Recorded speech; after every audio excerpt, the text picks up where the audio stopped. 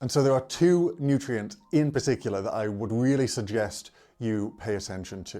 The first one is vitamin B12. This is an essential nutrient and it's really not worth the risk of not getting enough.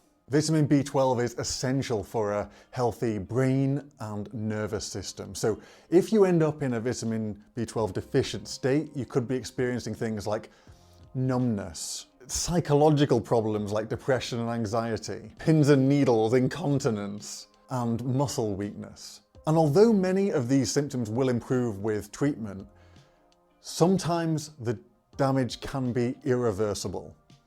And the longer you're in a vitamin B12 deficient state, the more likely it is that these symptoms might be irreversible. So please do not take the chance with your health. Now, in a vegan diet, there are no natural, reliable sources of vitamin B12. That's because it's made by bacteria. So we don't eat many bacteria because we wash our foods and we sanitize our water, so we don't tend to eat a lot that way.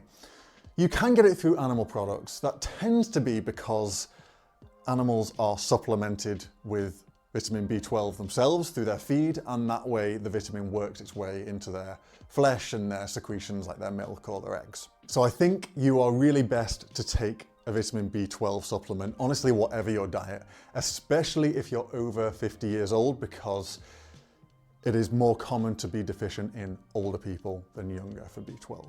I will point out that there are some fortified plant foods, things like plant-based milks, nutritional yeast, where you can get vitamin B12, but I would hesitate to suggest that these are a reliable source unless you know that you're eating a lot of them each day. A supplement is probably going to be the safer option.